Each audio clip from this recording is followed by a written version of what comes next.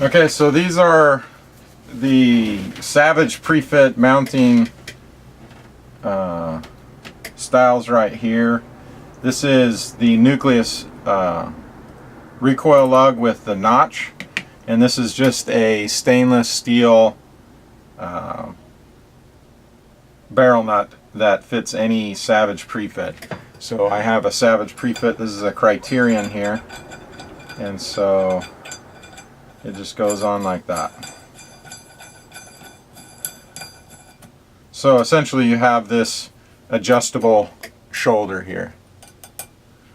So that's the Nucleus. So if you were to thread that onto a Nucleus, you thread it on just like that, and then it threads into the action.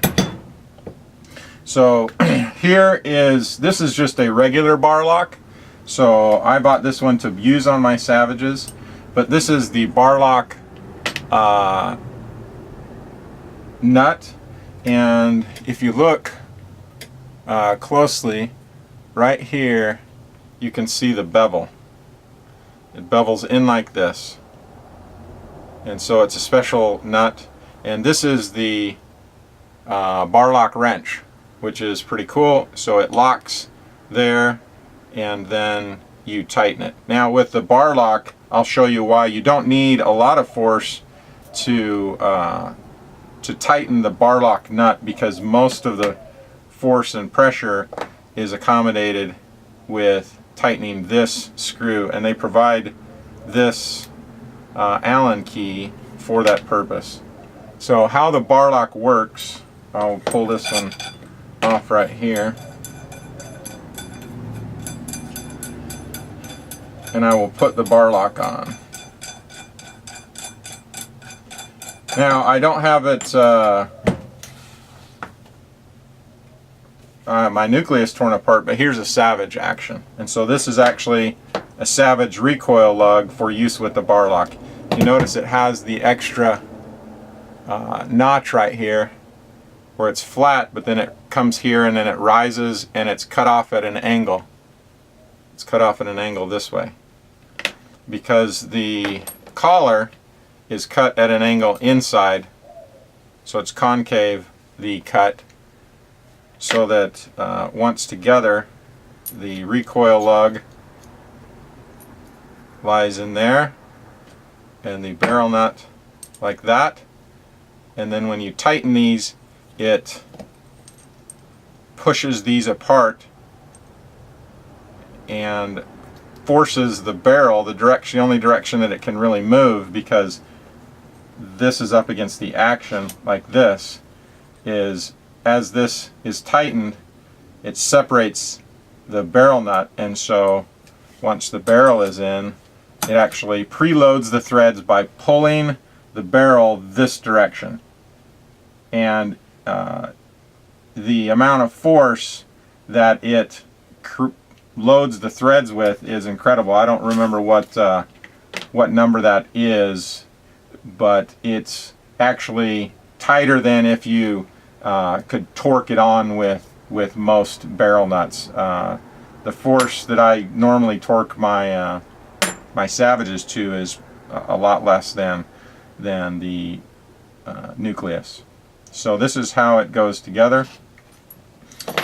So we thread on the barrel nut. This is a Criterion Prefit. So we thread on the barrel nut, and I have a dummy 243, so we'll put that in right there, except for that's a 6XC. Let me find my, there we go. Here's a 6XC, so that's a dummy round. It's my 6XC barrel. So then we put the letters facing forward is the way that I do it, and then the Barlock, and then the action. So I'm going to go ahead and screw this in.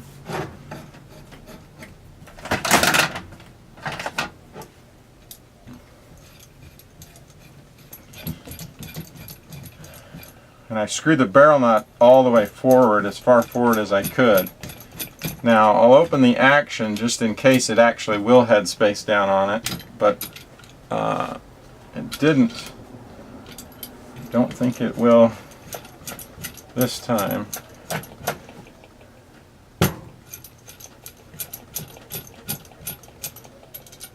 So there I've threaded it all the way down, and I'll just leave those sitting there like that. But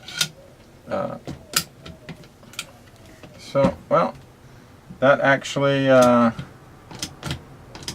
did. I can, so I got to back this out.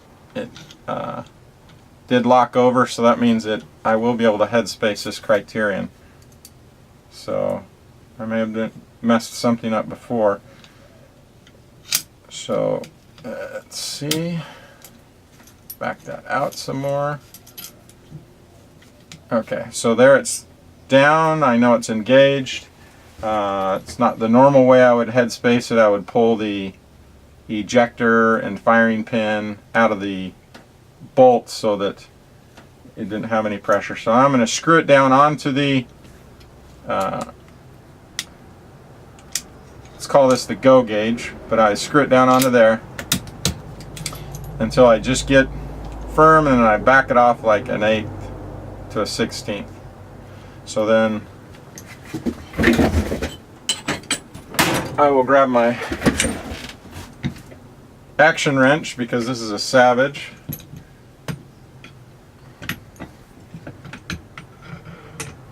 So I slide the action wrench over, and then I will just like this. Oh, back this out. Put that on backwards. So there we go. So if you see, this has a notch for the barrel lug to sit in. That helps keep it from rotating, is how I use it. NSS, Northland Shooting Supply, has a fixture that bolts onto his action wrench, which I think is a much better method of doing that.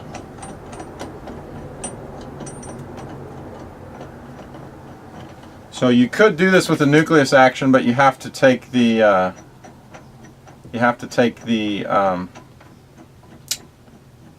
scope rail off. That's why you'd want an action wrench rear entry that comes in through the bolt. The bolt side.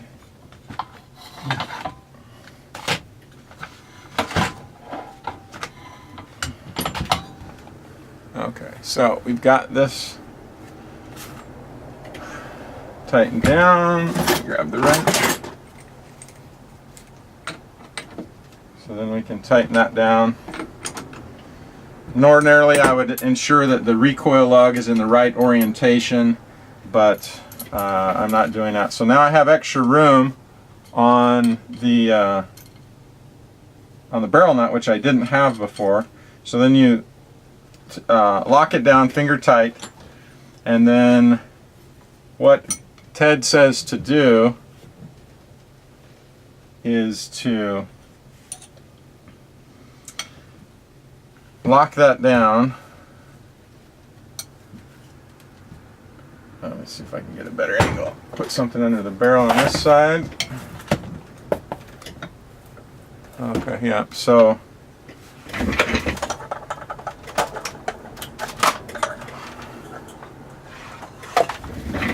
there we go, a little bit more light.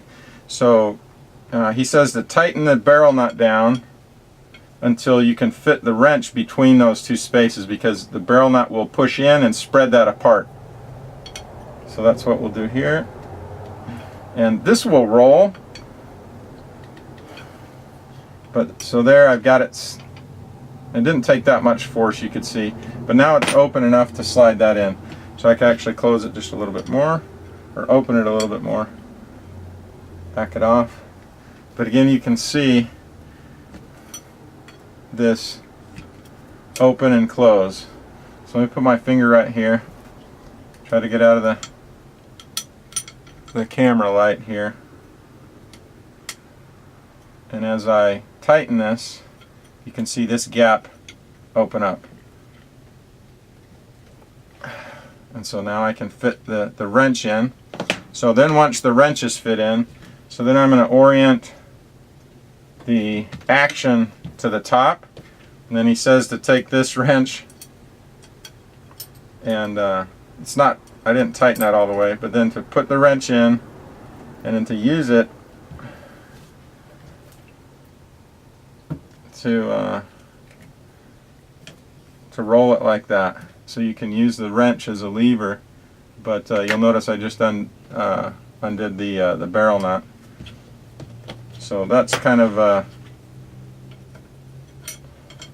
practical difficulty of using the Barlock, is just getting it in the orientation. But again, it doesn't take that much to get that set.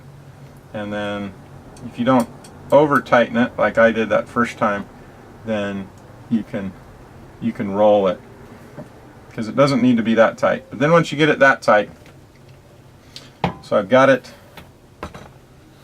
set here.